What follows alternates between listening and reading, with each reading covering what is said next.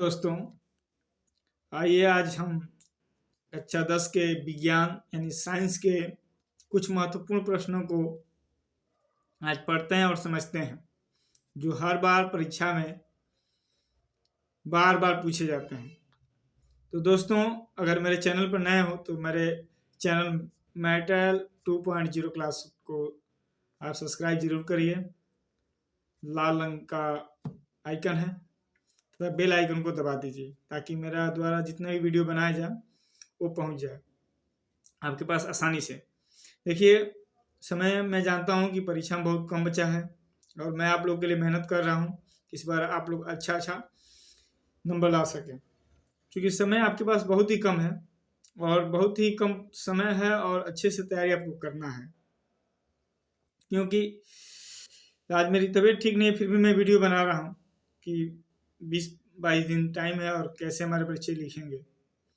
तो मैं ज़्यादा प्रश्न नहीं बनाता हूँ, मुझे पता है कि कौन से प्रश्न बार बार पूछे जाते हैं, उन्हीं प्रश्नों को बनाता हूँ। तो चलिए चलते हैं। जैसे आपके सामने एक प्रश्न है, दूरदृष्टि दोष के निवारण के लिए किस प्रकार का लेंस का प्रयोग किया जाता है? किस प्रकार के लेंस का, यानी लेंस किस प्रकार के लेंस का प्रयोग किया जाता है अगर किसी व्यक्ति को दूरदृष्टि दोष हो जाए? तो पहले बता दें दूरदृष्टि दोष क्या है। दूरदृष्टि दोष का मतलब कि व्यक्ति को नजदीक की वस्तु दिखाई नहीं देती है।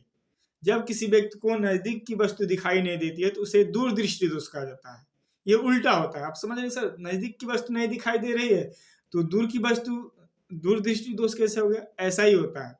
विज्ञान की भाषा में ऐसा ही है कि जब दूर की वस्तु दिखाई नहीं दे तो निकट दृष्टि दोष होगा, और जब दूर की वस्तु नहीं दिखाई नजदीक की वस्तु दिखाई नहीं दे तो दूरदृष्टि दोष होता है। तो इसमें जो व्यक्ति के लिए जिस चश्मे का प्रयोग किया जाए उस चश्मे में उत्तल लेंस का प्रयोग किया जाता है। किस लेंस का किया जाता है? उत्तल लेंस का प्रयोग किया जाता है। चलिए अगले प्रश्न की तरफ बढ़ते हैं।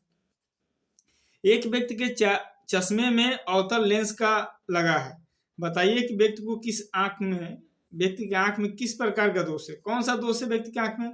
तो व्यक्ति की आंख में निकट दृष्टि दोष है। अगर उत्तल लेंस है तो दूर दृष्टि दोष है, अवतल लेंस है तो निकट दृष्टि दोष है। ये भी देख लीजिए, उल्टा है, बहुत आसानी से। और परीक्षा में इसमें से प्रश्न 2-3 तो पूछ ही देगा, हो सके सभी पूछ दे।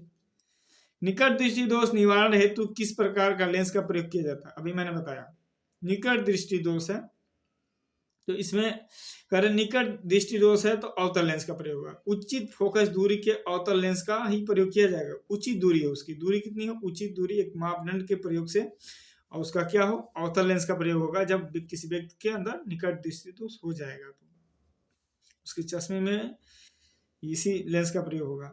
अगला प्रश्न है, मनुष्य की आंख में रेटिना का क्या कार्य है? मनुष्य की आंख में रेटिना का कार्य वस्तु का प्रतिबिंब बनाना है।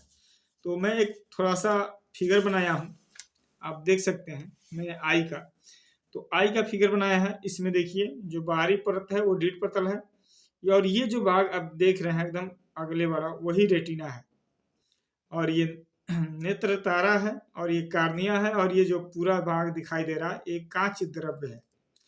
तो रेटिना का काम जो होता है वस्तु का प्रतिबिंब बनाना होता है। नहीं तो रेटिना नहीं काम करे तो वस्तु दिखाई नहीं देगा कितना बड़ा कितना छोटा कैसा है। तो और चलते हैं अगले प्रश्न की तरफ। समंजन क्षमता से आप क्या समझते हैं?